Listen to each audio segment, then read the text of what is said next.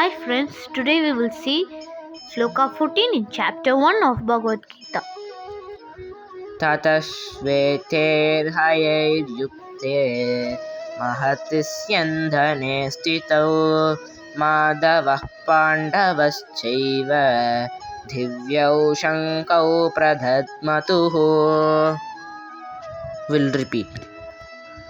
ततश्वेतेर्हयैर्युक्ते महति स्यन्धने स्थितौ माधवः पाण्डवश्चैव दिव्यौ शङ्कौ प्रदध्मतुः.